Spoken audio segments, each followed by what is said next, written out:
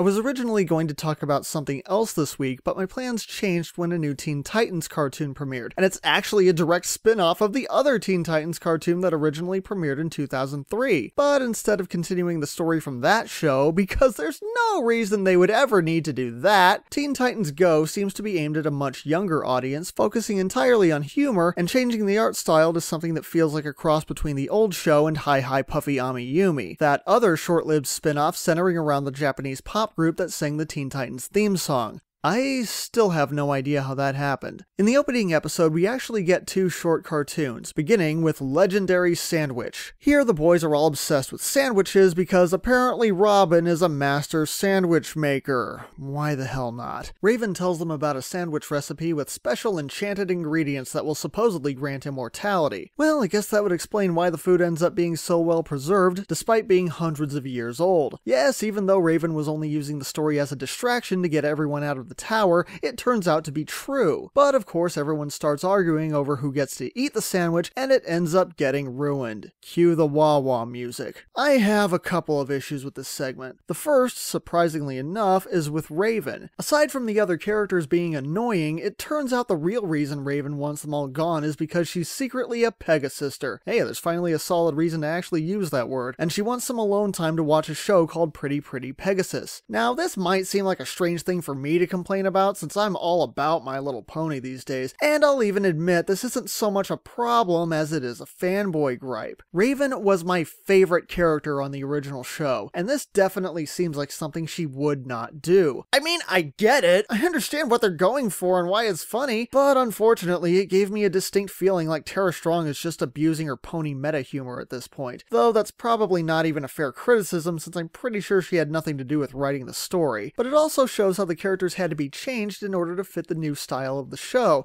and it's pretty inconsistent. While Beast Boy, Cyborg, and Starfire all feel like slightly exaggerated versions of their old selves, Robin and Raven are much more noticeably out of character. And depending on how attached you are to them, it could be really distracting seeing how they're portrayed here. The other issue I had was that, frankly, it's about a fucking sandwich. I know that shouldn't automatically be a strike against it, but aside from a few funny jokes here and there, and even a Star Fox reference that really surprised me, I found the premise to be incredibly dull, and there were actually a couple of times when I thought about shutting it off. Thankfully, the second segment fared much better. In Pie Bros, we learn that Cyborg's birthday is coming up. Beast Boy is drawing a picture for him, and it's hilariously over the top in the way that only Beast Boy can be. But when he learns that Cyborg really wants a new video game, he has to get a job so he can afford it. Unfortunately, the job keeps Beast Boy from joining Cyborg's birthday party, and they get into a fight over it. Meanwhile, there's a whole supervillain subplot going on in the background with Mother May-I mind-controlling people and then baking them into pies. The ending to this one is pretty clever. Cyborg's reaction to finally seeing Beast Boy's drawing is priceless, and if you ever wanted to see Cyborg eating Starfire's hair pie, yes, you heard that correctly, then this is the episode you've been waiting for. There's another running food theme here with the characters being obsessed with pie instead of sandwiches, but the focus is kept on Beast Boy and Cyborg's friendship, which I really liked. These two already had great comedic personalities in the original show, so their interaction here feels really natural, and it's probably the best thing about the episode. Also, between Beast Boy getting a job and the story about Mother May-I, we get some really strong references to the older episodes Mother May-I and Employee of the Month. In the end, though, what do I think about Teen Titans Go overall? Well, with it being the first episode, I don't think it's quite fair to give it a numbered score just yet, but for what it's worth,